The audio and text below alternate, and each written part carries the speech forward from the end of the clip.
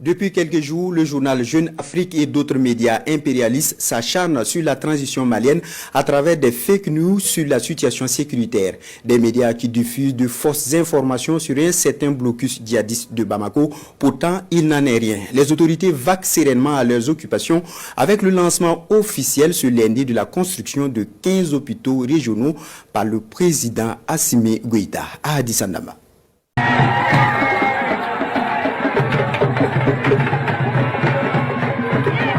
Bamako en temps réel, ce lundi 10 novembre 2025. Le président de la transition, Assimi Goïta, lance officiellement la construction de 15 nouveaux hôpitaux de district à travers le Mali. Une étape majeure franchie dans la refondation du système de santé malien.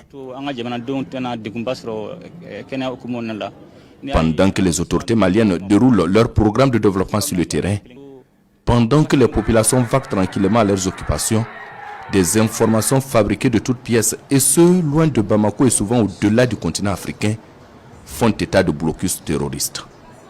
Des médias comme Jeune Afrique, championne des fake news sur la situation au Sahel, font état d'une prise imminente de Bamako par le groupe de soutien aux musulmans et à l'islam Jinim, affilié à Al-Qaïda. Et dans cette aventure de désinformation et de déstabilisation par les fake news, ce sont des médias français, TV5 Monde, TF1, RFI, France Info et que sais-je encore, qui sont à la manœuvre. Sur leur site actuellement, ce sont des fausses informations diffusées en boucle, alors qu'ils n'ont aucun correspondant sur place au Mali, mais ils fabriquent des fausses informations avec pour but de saper les efforts des autorités de la transition. Tous ces médias ne font que de la propagande au profit des groupes armés terroristes, soutenus par des communicants français, frustrés d'avoir perdu le contrôle du Sahel, ainsi que toutes ses richesses. Les autorités françaises ont d'ailleurs appelé leurs ressortissants à quitter Bamako dès que possible, en s'appuyant sur des informations erronées sur la dégradation de la situation sécuritaire. Toutes ces fausses informations et manipulations de l'opinion sont une nouvelle tentative de déstabilisation du Mali, mais Bamako n'est sous aucun blocus terroriste. Mieux, la capitale du Mali est sous contrôle. Et pour en savoir davantage sur la situation au Mali, il suffit de faire un tour sur les sites des médias autres que français. Vous y trouverez des informations vraies qui démontrent à souhait que Bamako n'est sous aucun blocus.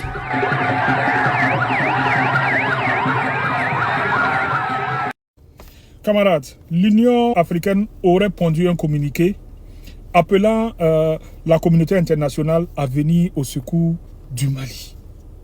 Mais qu'est-ce qui s'est passé au Mali ces derniers temps-là? Je vais vous faire une chronologie qui va vous faire comprendre dans quoi ils sont et comment tout ça là s'est tombé. D'abord, ils ont commencé à nous parler de blocus. Ensuite, on a vu quelques camions qui ont été brûlés. Quelques camions, hein, je vous assure, ce n'était pas un grand nombre. Mais, comme ils savent bien le faire, la force de frappe communicationnelle dont le général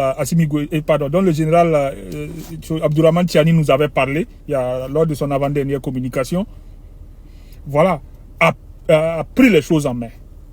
On a vu des communications sur les médias mainstream, sur les réseaux sociaux, partout, ça venait de partout. Les trolls ont fait leur travail. Mais quel était le but de cela? C'est de faire peur. Lorsque vous voyez 2-3 camions brûlés, citernes brûlées, vous, tout comme moi, en voyant ça et en suivant la communication que ces gens-là font, la première des choses que chacun va faire, c'est quoi? Moi, par exemple, ma voiture, j'ai encore près de 100 km que je peux faire avant qu'elle ne soit à sec. Mais la première des choses que je vais faire, c'est de trouver la première station. Ensuite, aller prendre, appeler mes amis, tout le monde, allez-y, faites, voilà. Donc, tout le monde va à la station en même temps, créant une surconsommation et donc une pénurie relative. Mais après ça, là, vous, tout comme moi, qu'est-ce que vous avez vu? Des milliers et des milliers de camions citernes rentrés à Bamako. De par le Niger, c'est passé par le Burkina, c'est rentré au Mali. Donc, cette partie du film-là, comme on le dit, film fin. Mais ils ne se sont pas arrêtés là. Certaines chancelleries, certaines de leurs chancelleries ont appelé leurs ressortissants à quitter immédiatement le Mali. Alors qu'on sait que lorsque ces gens-là appellent leurs ressortissants à quitter le Mali, c'est que tout va exploser d'un moment à l'autre. N'est-ce pas? Donc tout ça pourquoi? Créer la psychose, la peur, l'émoi.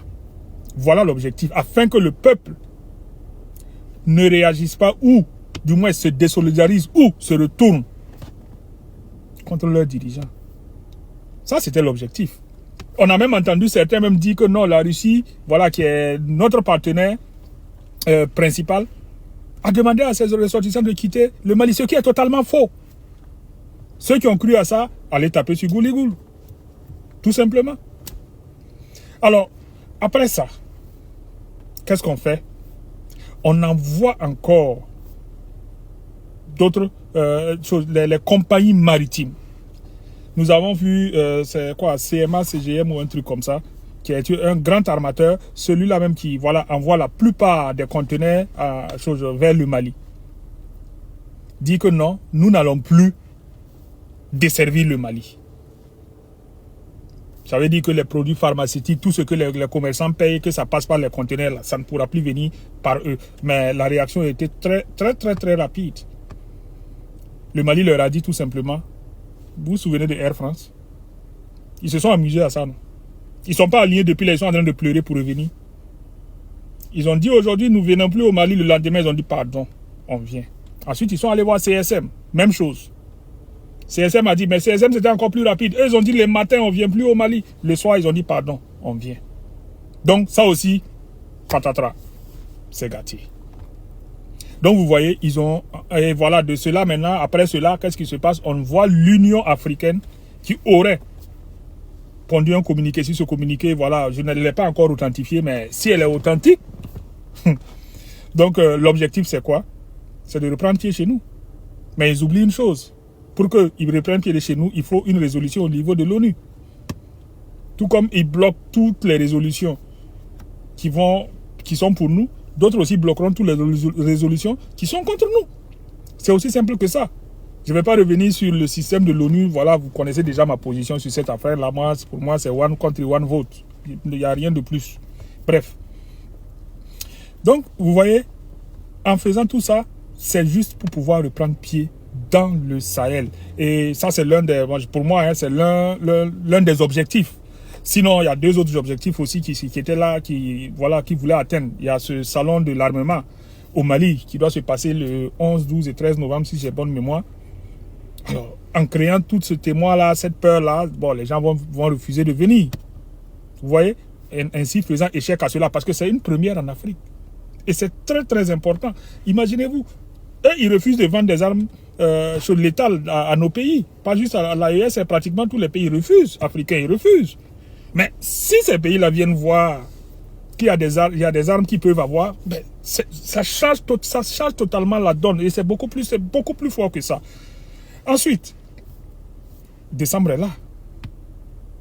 La conférence des chefs d'État de la Confédération des États du Sahel. Tout ça, c'est en ligne de mire. Donc voilà juste pourquoi ils ont créé toute cette chienlit-là. Mais ça ne passera pas. Et je tiens à leur dire qu'à chaque fois qu'ils vont essayer de déstabiliser nos dirigeants, nous allons encore nous mettre ensemble autour de ces dirigeants-là. Et ils iront d'échec en échec jusqu'à ce qu'on les mette en échec et mat. Alors camarades, restons concentrés, restons soudés. Nous vaincrons, nous ne pouvons que vaincre. Sur ce, je dis, la patrie ou la mort, nous vaincrons.